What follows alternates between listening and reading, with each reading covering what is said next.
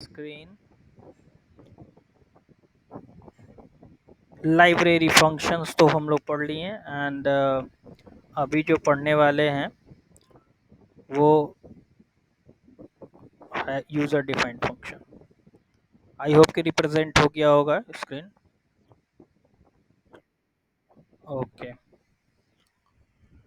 तो जैसे library functions हम लोग अभी तक देखे, बहुत सारा गेट सी एच को या क्लियर स्क्रीन को या sound no sound sleep function, delay function या किसी तरह का get time get date function, power function, SQRT function, बहुत सारा लाइब्रेरी फंक्शन हम लोगों ने किया। लेकिन यूज़र डिफाइंड फंक्शन क्या होता है? यूज़र डिफाइंड, इसको हम लोग शॉर्ट फॉर्म में यूडीएफ भी बोल देते हैं, यानी यूज़र डिफाइंड फंक्शन भी बोल दिया जाता है। तो यूज़र डिफाइंड फंक्शन का मेन क्या मकसद है कि हम अपना सेट ऑफ इंस्ट्रक्शन यानी अपना ब्लॉक ऑफ कोड लिखें, ना कि हम डिपेंड हो जाएं उसके सेट ऑफ ब्लॉक पे, यानी कि सी के लाइब्रेरी सिस्टम में जो प्रेजेंट होता है। तो अपना customizable block of program segment जब हम लोग लिखते हैं, that is called the library function, sorry user defined function.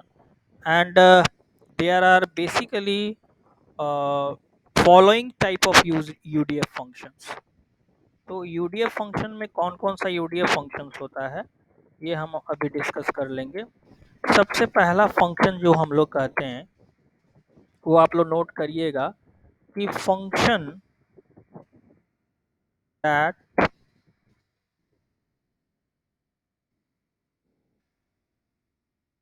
That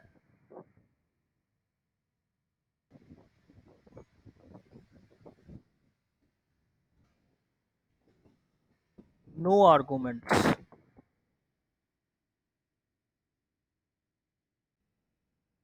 no arguments and no return value।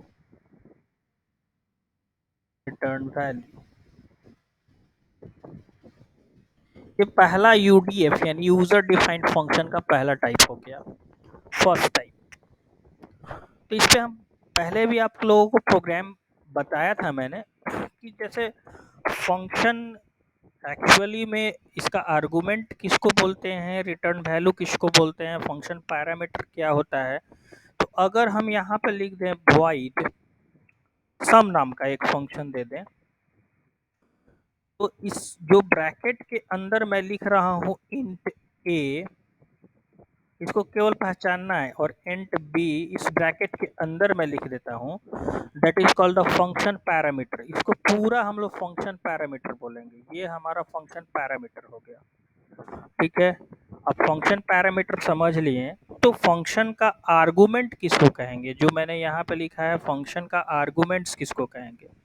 तो फंक्शन का आर्गुमेंट होता है ए एंड यहाँ पे दो आर्गुमेंट्स है बी, यानी दो आर्गुमेंट है फंक्शन के जिसका टाइप इंटीजर है, और फंक्शन जो है वॉइड टाइप का है। वॉइड मतलब इम्पटी डेटा टाइप, ठीक है।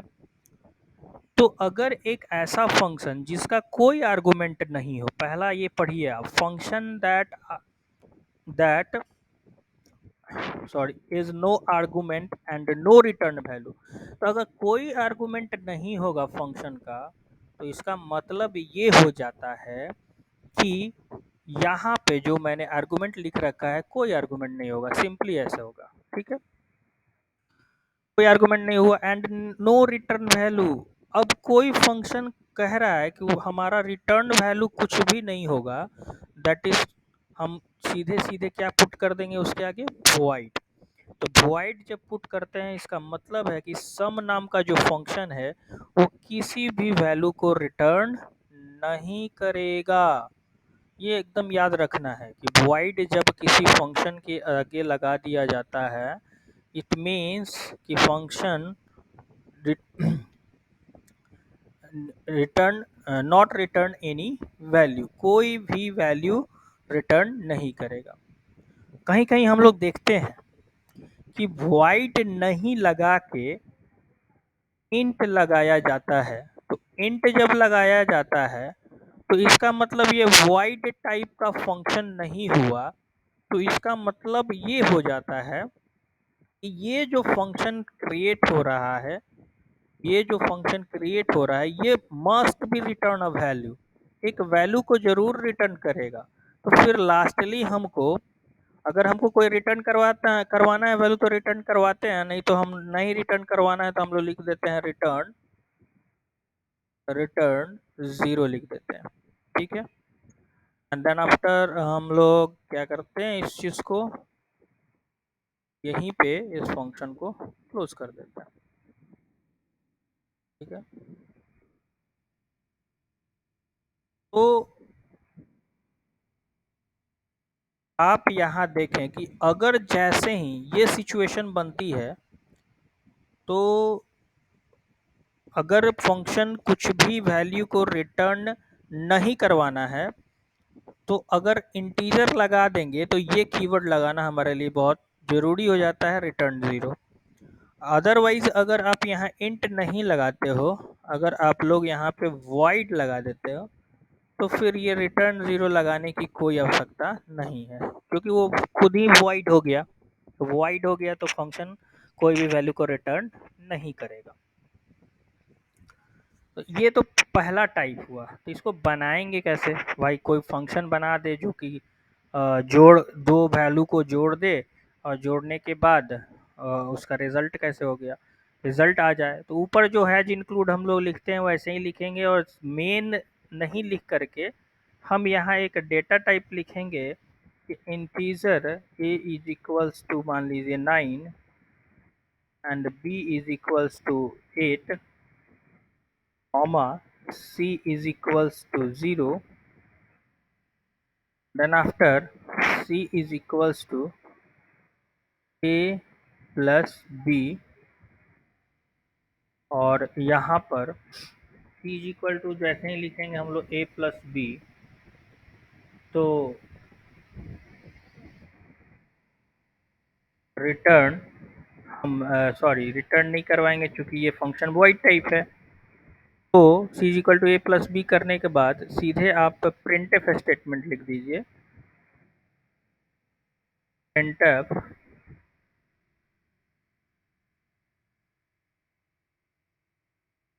Percent i c। ये तो हमने बना लिया फंक्शन। फंक्शन बनाने के बाद अब हमें लिखना होगा void main, और मेन को क्रिएट करने के बाद देन आफ्टर आप यहाँ क्लोज करेंगे, और जो फंक्शन का नाम है, जैसे मैंने नाम रखा है फंक्शन का सम,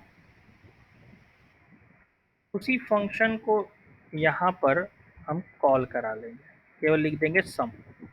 अब जैसे हम लोग क्लियर स्क्रीन लगाते थे वैसे ही लगा देंगे, clear screen, and then after यहाँ पे आप लगा दीजिए HCH। तो ये जो एडिशन का काम होगा यहाँ पे, तो एडिशन का जब वर्क होगा तो क्लियरली समझ में आ रहा है कि 17 हमारा यहाँ पे रिजल्ट आ जाएगा, 17 रिजल्ट आएगा। तो फंक्शन मैंने डिफाइन किया, ठीक है, तो इसको कहते हैं हम लोग फंक्शन डिफाइंड। ये वाला ब्लॉक को कहेंगे हम लोग फंक्शन डिफाइंड, कि फंक्शन यहाँ पे डिफाइंड हो गया। और ये वाले ब्लॉक को क्या कहेंगे कि फंक्शन कॉलिंग, यानी यहाँ फंक्शन डिफाइंड हो रहा है और यहाँ फंक्शन कॉल हो रहा है। तो कभी कभी ये भी सिचुएशन आता है कि क्वेश्चन पूछ दिया जाता है कि function defined and function calling में क्या डिफरेंशिएशन है, ये आप बताइए।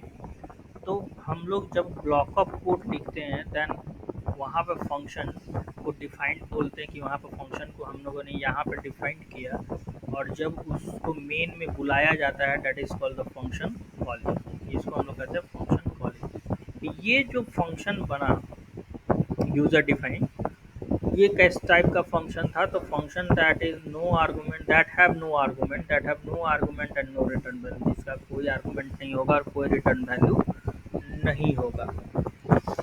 तो ये यूडीएफ का यानी कि यूजर डिफाइंड फंक्शन का ये पहला रूप है, ये पहला हम लोग कह सकते हैं कि टाइप है। तो इसमें किसी को प्रॉब्लम है इस टाइप में समझने में, तो क्वेश्चन आप लोग कर सकते हैं।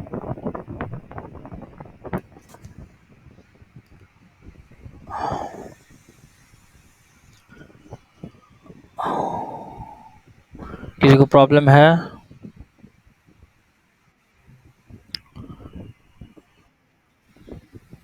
तो ये फंक्शन डिफाइंड है एंड फंक्शन कॉलिंग की बात। अब बात आती है कि इसमें तो फर्स्ट टाइप था ये कि function defined and function calling. दूसरी बात ये है कि दूसरा टाइप हम लोग कैसे यहाँ पे करेंगे। तो पहला टाइप तो था कि आप लोग इस चीज़ को नोट डाउन करते रहेंगे या स्क्रीनशॉट लेते रहेंगे इस सारी चीज़ों को। पहला टाइप तो हो गया। अब दूसरा टाइप हम लोग कर देते हैं कि function that have arguments and have return value. Change हो गया यहाँ पे हमारा दूसरा टाइप। दूसरा टाइप कह रहा है कि फंक्शन वैसा फंक्शन जिसका आर्गुमेंट भी होगा और रिटर्न वैल्यू भी होगा।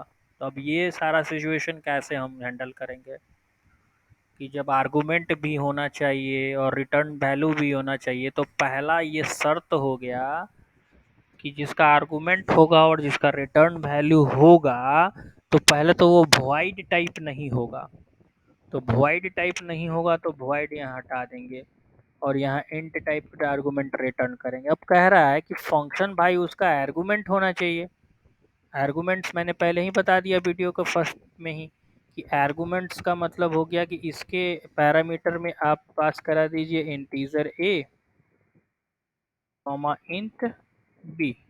ठीक है, तो इसके पैरामीटर में जब इंटीजर ए इंटीजर बी के पैरामीटर में हम आर्गुमेंट पास करवा दिए, तो ये चीज़ फिर वेरिएबल लेने का हमको कोई ज़रूरत नहीं पड़ता है। यहाँ पे केवल सी एक वेरिएबल लेंगे एंड देन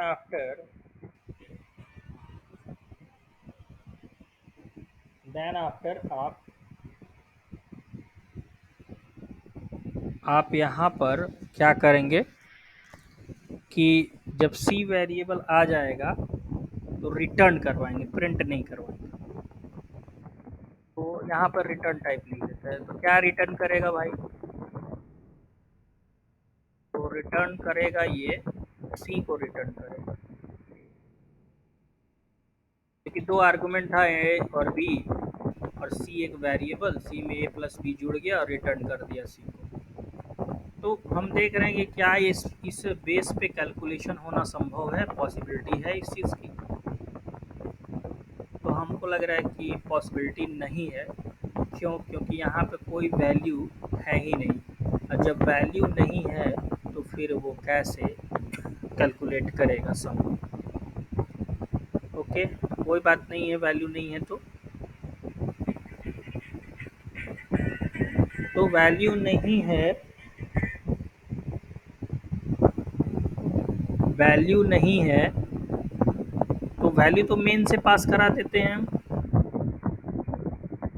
मान लीजिए कि इंट हम लगा दिए a इक्वल्स टू